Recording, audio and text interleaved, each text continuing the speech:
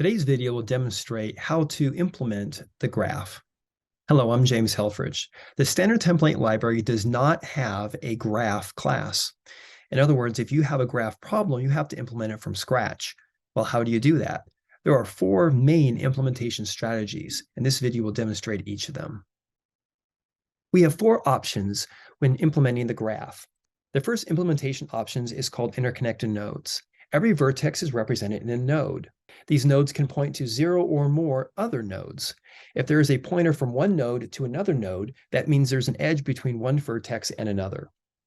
The second is a set of edges. Every edge is represented by a source-sink pair of vertices. If there is a source-sink pair in the set, that means there's an edge on that location in the graph.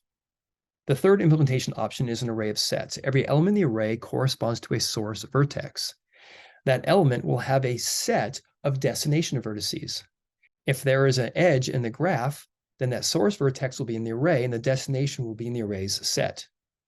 The final is a grid. Here we have a two-dimensional array where the horizontal axis is the source and the vertical axis is the destination.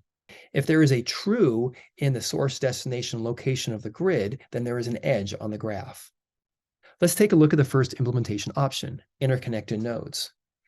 Here, I'm going to have a collection of nodes corresponding to A, B, and C, and A can point to, in this case, 6 different nodes. A does not point to A, but it does point to B and C. It does not point to D, but it points to E and not F. B only points to A and C only points to D. Notice how there is no node between B and D because the pointer there is null. The UML class diagram for this is we have an array of graphic nodes, and each node can point to 0 or more other nodes. Notice how each graphic node corresponds to a single vertex. Second implementation option is a set of edges. Every edge corresponds to a source-destination pair. Here, AB means there's an edge between A and B. This particular set has 1, 2, 3, 4, 5, 6, 7, 8, 9 edges. The implementation of this is the graph has exactly one set. That set corresponds to many elements, and each element is a pair of 2 vertices, the source and the destination. The third implementation option is an array of sets. Here, the array corresponds to the source vertex, and the set of vertices corresponds to the destination vertices. Here we can see we have an edge between A and B, A and C, and A and E. Notice how E does not have a destination vertex, therefore there's no edge leading out of E. The class diagram for that consists of we have n sets, where n is the number of vertices, and each set can have 0 or more vertex in which it points to. The final implementation option is a grid, a two-dimensional grid of Booleans. On the horizontal axis is the source vertices, and on the vertical axis is the destination or sink vertices. Here we have an edge between B and A, between D and A, and between F and A, but we do not have an edge between C and A.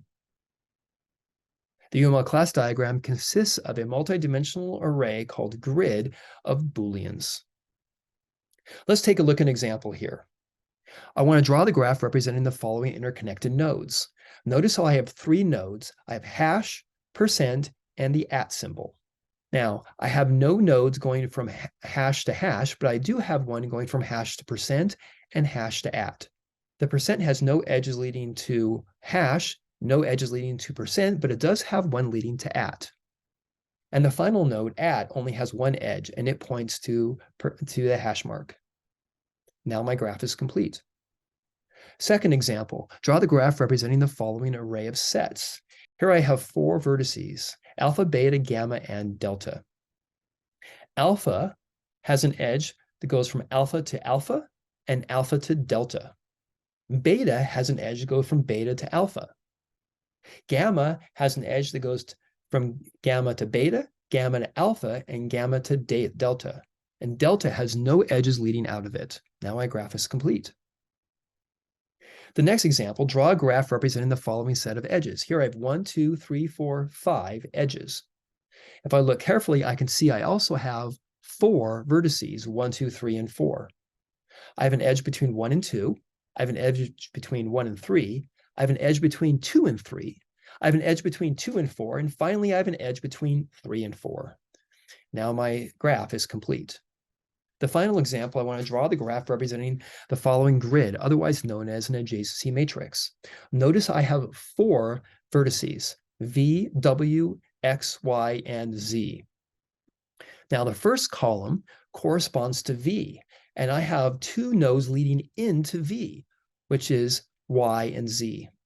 The second column corresponds to W. I have 1 node pointing into W, which is W itself. The third column corresponds to X. I have 2 nodes, 2 edges pointing into X, and that is Y and Z. The fourth column corresponds to Y, and I have 3 nodes pointing into Y, which is V and Z. And notice my final column corresponds to Z, and I have no nodes pointing to Z. Now my graph is complete. You can learn more about implementations options of the graph, or the graph in general, in the graph chapter of the C++ Data Structures textbook.